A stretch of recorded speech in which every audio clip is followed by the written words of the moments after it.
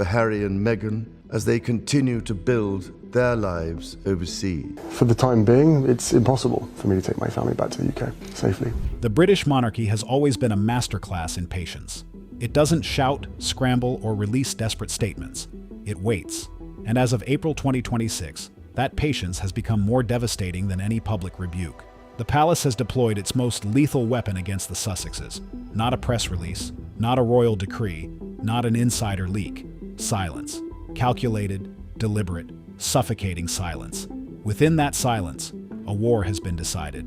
Not with tanks or trumpets, but with itineraries, job titles, and the quiet elevation of a young man most people barely knew 3 years ago. The institutional correction royal watchers predicted hasn't just arrived. It has landed with the full weight of a monarchy that has outlasted every scandal, every rebellion, and every attempt to reshape it from the outside. But the collapse of the Sussex Empire isn't happening in one place. It's imploding simultaneously across Hollywood, the media landscape, the fashion world, the speaking circuit, and now the corridors of Buckingham Palace itself. And the most shocking part? Meghan Markle is now blaming the royal family for her professional failures. Let that sink in.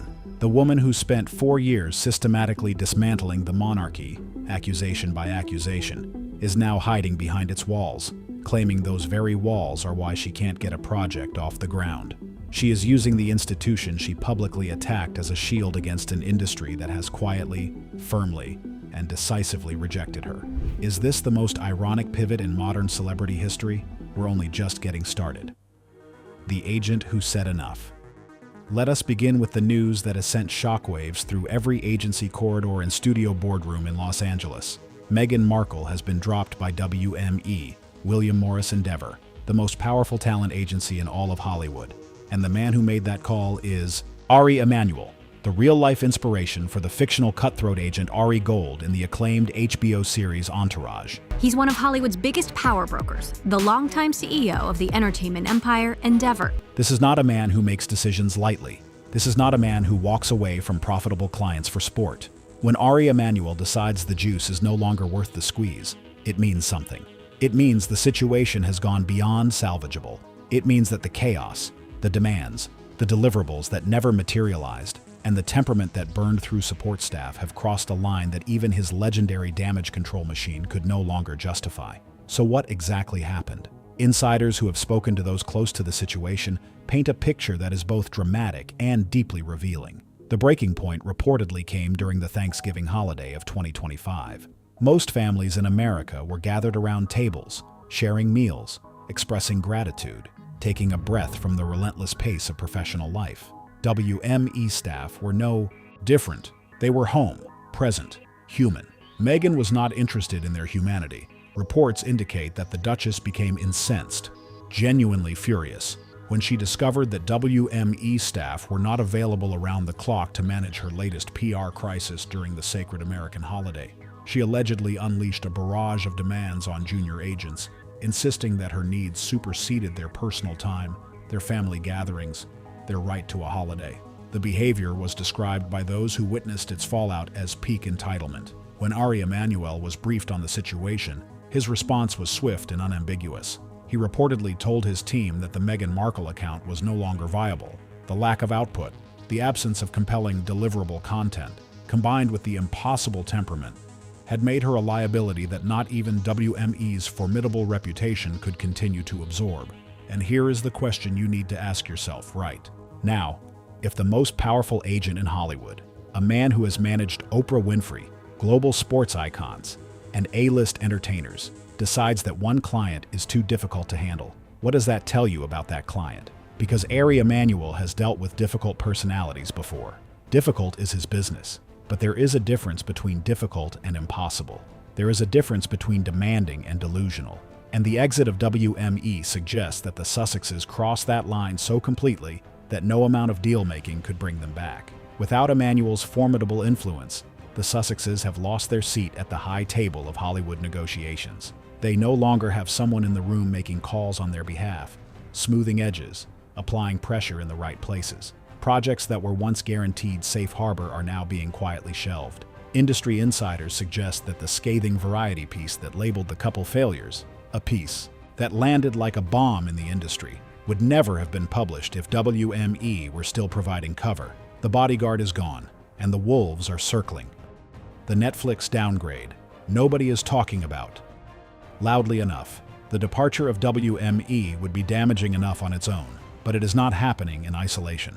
It is happening simultaneously with a Netflix situation that the Sussex team has been trying desperately to spin as something other than what it is: a quiet, professional, financial downgrading. For those unfamiliar with how the streaming industry operates, a downgrade is not a cancellation. It is something more insidious. It is a slow stall. Projects are moved further down the development calendar. Resources are quietly reallocated. The executive who once championed your content begins to take slightly longer to return calls. The enthusiasm that once surrounded the deal cools to a professional courtesy that barely masks indifference. That is the environment the Sussexes are now navigating with Netflix. The original deal, reported to be in the tens of millions, was built on a premise that never fully materialized. The premise was this: Harry and Meghan had access to a world that no one else could penetrate. They could deliver insider content, nuanced, high-retention programming that would captivate global audiences hungry for a window into royalty, privilege, sacrifice, and reinvention. What Netflix received instead were projects that critics described as lacking a cohesive vision. The narrative that the Sussexes were creative powerhouses, visionaries who could reshape documentary storytelling, has been replaced by a harsh reality. When the initial shock value of royal grievances was exhausted, there was nothing left in the creative well. No second act, no pivot that landed, no content that could stand on its own legs without the crutch of royal controversy. And so the mega deals are quietly shrinking. The headline: the projects have entered what industry veterans politely call development hell, a limbo from which most projects never return. Do you see the pattern forming? Take a moment and really sit with this. The agent is gone. The streaming giant is cooling. The speaking fees have collapsed. The media that once protected them has turned. And now, Meghan Markle has found an explanation that she apparently believes the world will accept. The royal family made her do it. The royal shield strategy, and why it has backfired catastrophically. This is the part of the story that royal commentators, industry insiders, and ordinary people with a functioning memory find genuinely staggering. In the face of mounting professional failures, the Sussex PR machine has begun whispering a very specific justification to sympathetic outlets. Meghan, they claim, is not failing to deliver content because she lacks creative direction or compelling material. She is holding back, self-editing, with rigorous care, out of a deep and solemn respect for the British monarchy. Read that again. Meghan Markle, the woman who gave a globally televised interview, making accusations of racism against unnamed members of the royal family. And also concerns and conversations about how dark his skin might be when he's born. Who narrated a 6-part Netflix documentary that aired private family conversations and royal tensions, whose husband published a memoir called Spare that detailed intimate moments from within Buckingham Palace, is now claiming she is protecting the monarchy. Dan Wooten, one of the most vocal and well-sourced royal commentators working today, has demolished this argument in terms that are almost impossible to argue with. You cannot, Wooten points out, spend 4 years systematically attempting to dismantle an institution and then suddenly claim its standards as a shield when your business ventures collapse. You cannot accuse the royal family of racism on global television, mock the late Queen's curtsy, and then turn around and say your Netflix cooking show is delayed because you refuse to do anything that might offend the palace. The sheer brazenness of this position would be impressive were it not so thoroughly insulting to the intelligence of anyone who has been watching. Paula Frolic has been equally direct. The royal shield strategy is not about respect. It is about damage control. It is a tactical pivot by a PR team that has run out of better options. By framing professional failures as noble sacrifice, as a conscious choice to prioritize royal decorum over commercial gain, they are attempting to resurrect a victim narrative that once fueled their meteoric rise in the United States. The logic, stripped of its flattering packaging, is simple. If you cannot explain why the work isn't coming, invent a reason that makes the absence sound virtuous. But here is what has changed. The American audience, once captivated by the idea of a biracial American woman being mistreated by a cold, stuffy institution, has grown discerning. The public has watched 5 years of pivots, contradictions, and strategic reversals. They have watched the secret wedding claim debunked by the Archbishop of Canterbury himself, They have watched charity visits positioned as justifications for week-long luxury hotel stays. They have watched solemn declarations of privacy violated by the very couple making them. Each revelation has chipped away at the foundation, and foundations, once sufficiently undermined, do not hold. The ticket is no longer selling, and no amount of Royal Shield branding is going to change that. Remembrance Sunday and the Kardashian debacle. Nothing illustrates the hollow nature of this royal respect narrative more vividly than the incident that erupted around Kris Jenner's 75th birthday celebration. This is a story that deserves its full moment because it exposes the Sussex strategy with a clarity that no editorial opinion could manufacture. The timing of Kris Jenner's birthday. Celebrations coincided with Remembrance Sunday in the United Kingdom. America's most famous matriarch celebrated her 70th birthday over the weekend in truly over-the-top fashion. One of the most solemn dates in the British calendar, when the nation pauses to honor the sacrifices of soldiers who gave their lives in service of the Commonwealth. It is a day of wreaths and silence, of King Charles and Prince William standing at the cenotaph, of a nation collectively bowing its head. For military families across Britain, it is not ceremony for ceremony's sake. It is personal. It is sacred. Meanwhile, in Calabasas, Harry and Meghan were attending a lavish birthday bash for one of America's most famous reality television matriarchs. The party was photographed extensively. The images began to circulate, and then, in what insiders describe as a frantic, panicked scramble, the Sussex camp began making urgent requests. Harry and Meghan reportedly demanded that Kim Kardashian and Kris Jenner delete any photographs featuring them from social media. The official explanation offered by their team was one of solemn royal respect. They did not want to be seen celebrating during a period of national mourning in the United Kingdom. On the surface, you might almost believe it if you had not been paying attention for the past 5 years. Paula Frolic cut straight to the truth. The couple was not afraid of offending King Charles. They were terrified of the public relations catastrophe that would result from photographs of them sipping cocktails at a Calabasas birthday party being placed side by side with images of the king laying a wreath at the cenotaph. The optics were devastating. The hypocrisy was undeniable. And so the Sussex camp did what it always does when the optics threatened to expose the contradiction at the heart of their brand. They reached for the royal standard as a get-out-of-jail-free card. It is worth noting, too, what they did not do. They did not leave the party early. They did not decline the invitation. The concern for royal dignity did not arrive until the photographs did, which is perhaps the most honest thing about the entire episode. And this is the question that every viewer watching this needs to hold in their mind. If Meghan and Harry genuinely respected the monarchy and its traditions, why were they at the party in the first place? Why did they not simply choose, privately and quietly, not to attend? Why did the respect only materialize when the photographs threatened to go public? The answer is uncomfortable but unavoidable. The royal standard is not a value they hold. It is a tool they deploy when it is convenient. And an increasing number of people, in the UK, in America, and in Australia, have figured that out. The fashion world has spoken, and it said no.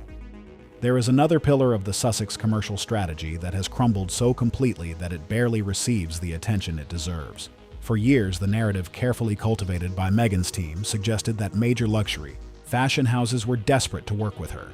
Dior, Gucci, Balenciaga, names whispered in glossy magazine profiles and breathless entertainment segments as inevitable partnerships, just waiting to be announced. The doors, in reality, have remained firmly shut.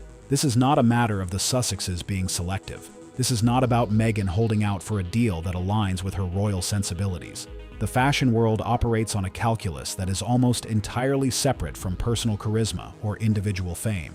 Heritage brands that have spent decades, in some cases centuries, cultivating associations with stability, timelessness, and aspirational elegance are extraordinarily careful about who carries their name. And what the Sussex name now carries, after years of controversy, contradiction, and the specific kind of chaotic public relations drama that keeps entertainment journalists employed, is precisely what those brands spend vast sums of money avoiding.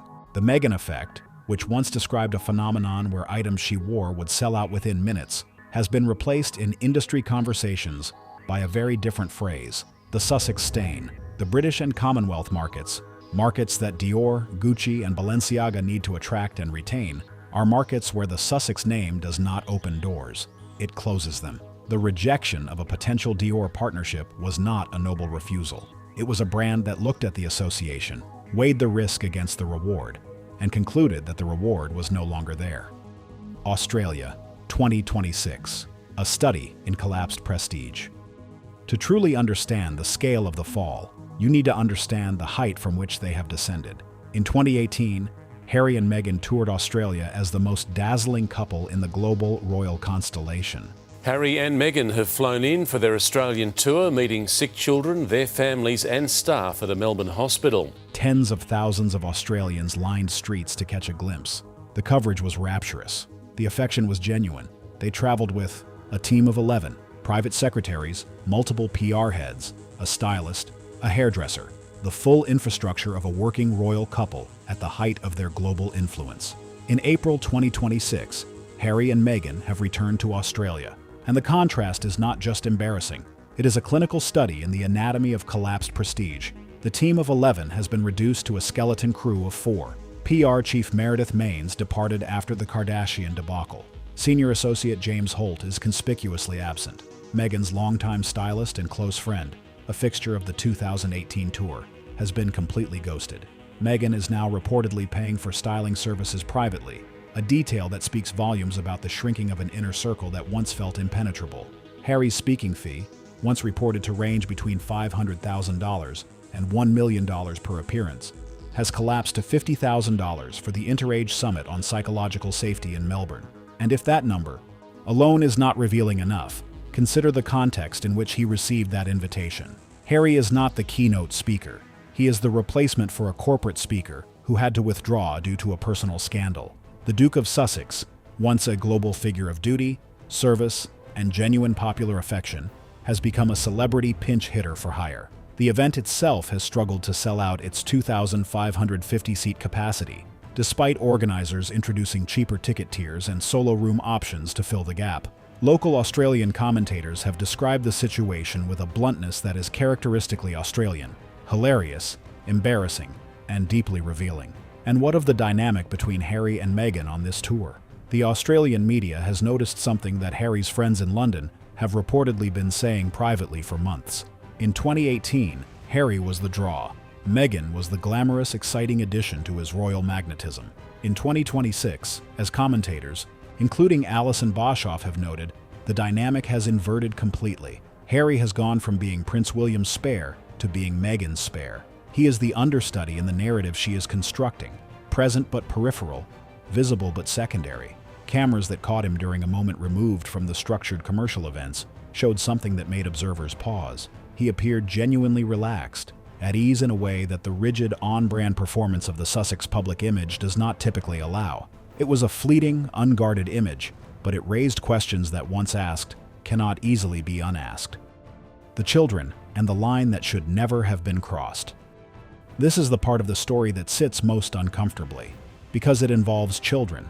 It involves Archie and Lilibet, two young people who did not choose public life, who did not seek the spotlight, and who deserve the protection that both of their parents have at various points. Loudly and passionately declared, they would provide. Harry spent years campaigning against media intrusion into his children's lives. He aligned himself with organizations fighting for digital privacy. He made passionate public statements about the irresponsibility of exposing children on social media.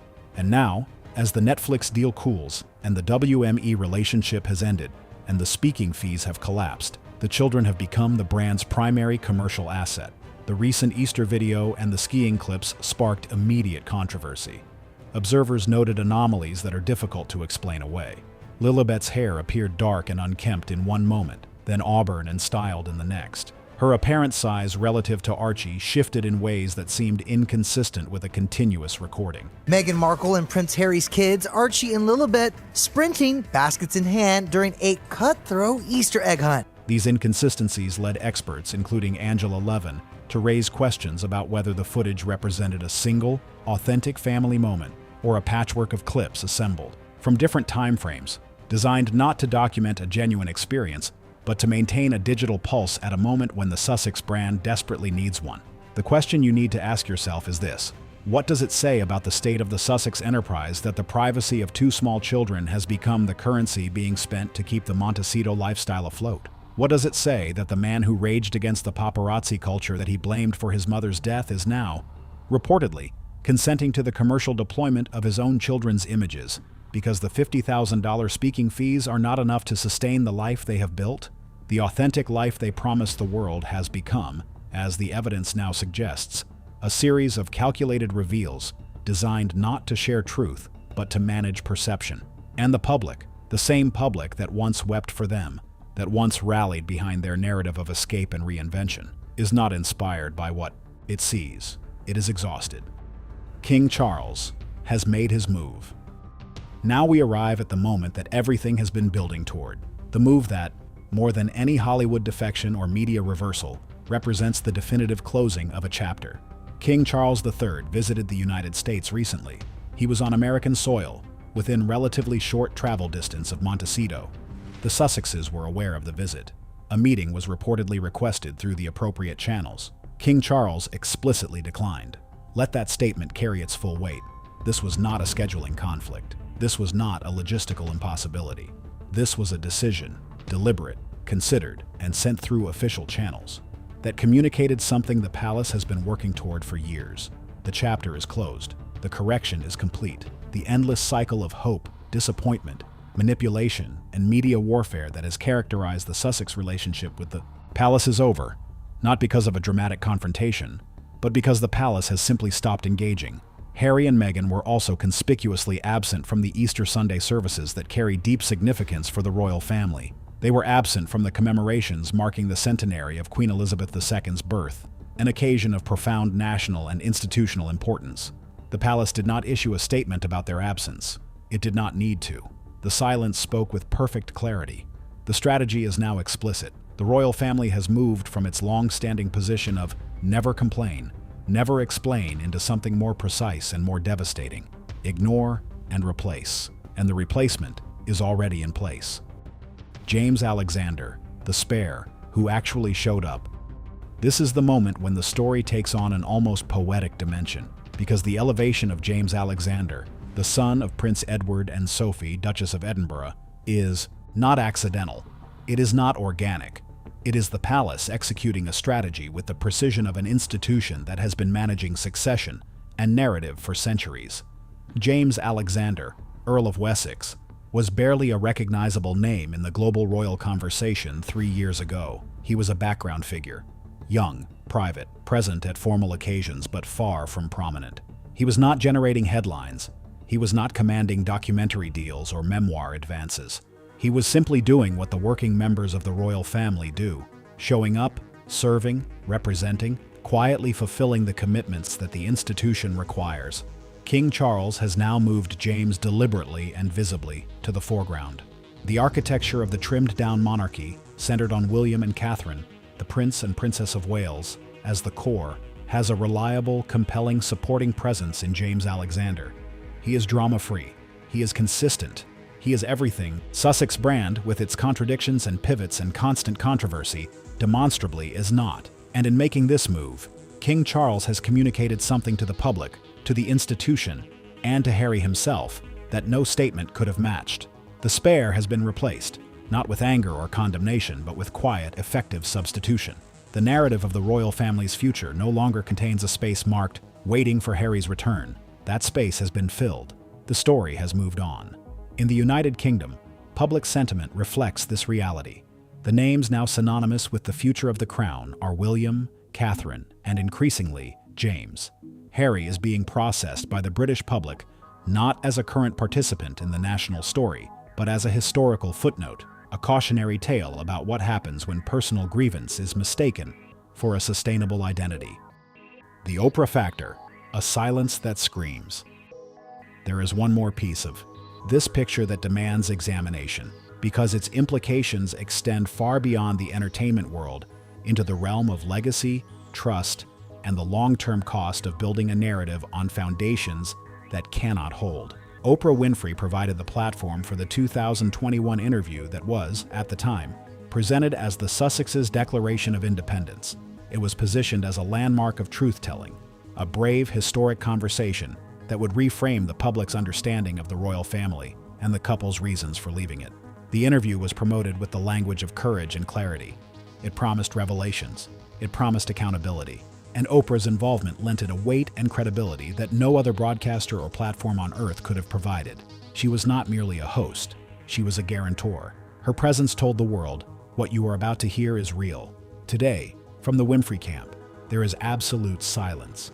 Behind closed doors, reports indicate that Oprah feels she was led down the garden path. The slow unraveling of key claims from that 2021 interview, most devastatingly, the assertion of a secret marriage 3 days before the royal wedding, a claim directly contradicted by the Archbishop of Canterbury himself, has placed Oprah in a position that is both professionally and reputationally untenable. Her entire brand, constructed painstakingly over 5 decades in the public eye, is built on authenticity, on truth, on the sacred idea that she creates a space where real things are said, heard, and honored. That brand is not incidental to who Oprah is. It is the whole architecture of her public identity. For this list, we're looking at the biggest revelations from the couple's interview with Oprah Winfrey. Being the vessel for verifiable inaccuracies is, in that context, not just embarrassing. It is an unforgivable professional sin, the kind that does not wash off with a single statement or a carefully worded clarification. It lingers. It attaches itself to the legacy and refuses to let go. And so Oprah has chosen the only path available to a woman protecting everything she has spent a lifetime building. She has chosen silence. She has chosen distance. The woman who once defended the Sussexes with the full force of her platform, who sat across from them in that Montecito garden and nodded as the allegations poured out, is now the woman who will not say their names, who will not take their calls, who has, by all credible accounts, quietly and completely withdrawn. In a media landscape where Oprah's endorsement can elevate a project from total obscurity to cultural phenomenon overnight, that silence is not neutral, it is not diplomatic, it carries no ambiguity whatsoever. It is a verdict, and it may be the most damaging one the Sussexes have yet received, because it comes not from a critic or a rival, but from the most powerful ally they ever had. Where it all stands, April 10th, 2026. The Sussex Empire, as it approaches this April day in 2026, is not simply struggling. It is in a state of fundamental, structural collapse, and the collapse is coming from every direction simultaneously. The most powerful agent in Hollywood has walked away. The streaming giant that was supposed to be the cornerstone of their media legacy is downgrading its investment. The speaking circuit that was meant to provide a reliable income stream has delivered a $50,000 appearance as a replacement speaker at a conference that could not sell out its modest venue. The fashion houses have closed their doors. The media that once championed every press release has begun to dissect every contradiction. The American public, once moved by their narrative, has grown tired of the pivots. And at the center of the institution they left, the one they described as suffocating, cold, and incapable of protecting them, a family is going about its business. William and Catherine, leading with consistency and duty. James Alexander, stepping forward with a quiet reliability that makes headlines for the right reasons. King Charles, governing and representing with the kind of steady authority that does not require constant management. The Sussexes built their brand on the promise of liberation, from an institution, from protocol, from the invisible rules of a life they did not choose. They sold the world a story of two people brave enough to walk away from power in the name of authenticity. What the world now sees is two people using that institution as an excuse for why the life they built in its absence has not delivered what they promised. They are invoking royal standards to explain Netflix delays. They are claiming respect for the monarchy to justify pulling photographs from a celebrity birthday party. They are deploying the very brand they spent years attacking to explain why the alternative brand they built has failed to sustain them. And the institution they walked away from? It has not collapsed. It has not been diminished by the departure of two of its members. It has, as institutions of centuries tend to do, absorbed the disruption, adapted, and moved forward. The spare has been replaced, the correction has arrived, and the sun is setting over Montecito in a way that will be very difficult to reverse. The final question, and it is the one that history will take its time answering, is this: was it worth it? Was the freedom worth the cost of everything that has followed? Was the independence worth the isolation? Was the narrative worth the reality? The chicken coop established 2021 sites on the grounds of a $14 million estate. The cameras that filmed it have moved on to other subjects. The agent who was supposed to turn it all into something sustainable has walked out the door. And somewhere, behind the carefully curated Instagram aesthetics and the Australian-speaking circuit appearances, and the mommy brand pivot, two people are navigating a future that looks nothing like the one they promised themselves and the world when they walked away from everything they had. The era of correction is here, and it is not waiting for anyone's permission to continue. If you found this breakdown valuable, share it with someone who has been following the Sussex story, because this level of detail is not making it to the mainstream headlines. And drop your thoughts in the comments. Do you believe the Sussex brand can recover from this? Or is the era of correction permanent? Let us know where you stand.